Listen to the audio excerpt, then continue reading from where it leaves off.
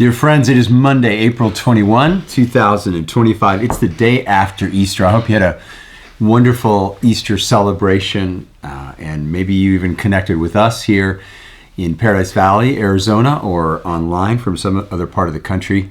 God's richest blessings to you as we move out from Easter in the confidence that Jesus has risen. He has risen indeed. Today we're going to look at a wonderful passage from John 20, 11 through 16 as we finish this week our series, which has been on the heavenly virtues, and we contrasted them with some of the classical vices. And this week we're going to talk about humility versus pride. In John 20, 11 through 16, we have this little story of the resurrection from that gospel. Mary stood weeping outside the tomb. As she wept, she bent over to look into the tomb. Remember, the stone had been moved. There was an earthquake. The guards fainted. And she saw two angels in white sitting where the body of Jesus had been lying, one at the head, the other at the foot. And they said to her, "Woman, why are you weeping?" She said to them, "They've taken away my Lord. I don't know what they've done with him, where they've laid him." When she said this, she turned around, and Jesus was standing there, but she did not know that it was him. There's a lot of speculation about this. Maybe it was an impossible thing for her to believe or imagine, and maybe her eyes were filled with tears. Maybe she had a hasty look. But he said to her, "Woman, why are you weeping? Who are you looking for?"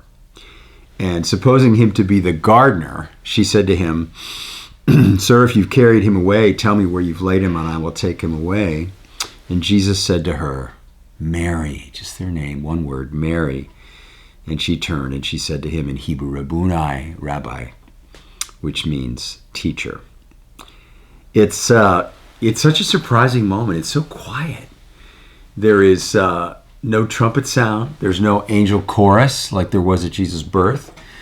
There is no thunderclap, no lightning, no measures of the moment in the sky. It's the turning point and the hinge of human history. And yet it happens in this quiet way in a garden. And there's no vindication. There's no public moment where Jesus comes back and greets Pilate so the authorities become ashamed, or he goes to the leaders or to the crowds who would be chastised and aghast that they had missed the moment of their own Messiah. There's no moment of revenge, because although he was tortured and humiliated and falsely condemned and crucified, his agenda isn't about any of that. His agenda instead is to restore the people that he loved. And so he appears to this one woman in a garden in this quiet moment, and she mistakes him for the gardener. Oh, it's amazing. That's how quiet and unassuming that moment was. But he speaks her name, and then he comforts her. So she knows this isn't the end, but it's a new beginning. He immediately goes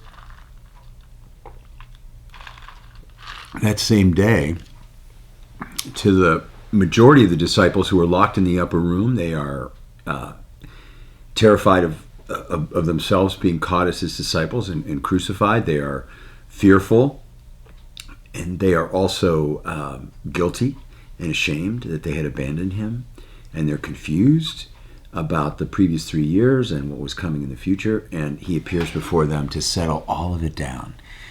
He says, "Shalom, shalom, my peace I give to you. And don't be afraid, and don't be anxious about the present or the future, and don't be guilty. I'm here to offer you my presence and my forgiveness." Such a tender and beautiful moment to restore them. And Thomas isn't there. He hears the rumors, and Jesus appears to him. And he says, "Thomas, dear Thomas, don't doubt but have faith. Touch my hands, touch my side where the wounds were. Make sure that it's me. Believe." Thomas says to him, "My Lord and my God." Jesus' agenda is not revenge, but restoration. It is to mend the hearts of those who are hurt so they can be part of his great restoration project. And it's just exciting to see this agenda, to see that Jesus is the great restorer who wants to fix all the issues that people have all the worries, all the concerns, all the things that hold their hearts in bondage. He wants to make them whole. That's what the cross is about. That's what the resurrection is about. That's what the ministry and life of the church is about as well. To bring people back into the right relationship with themselves, with God, and with one another. Let's take a moment and pray. Lord, we marvel at your modesty, your humility, given your outstanding glory. Thank you for loving, dying, and rising again to help the broken and the lost like me.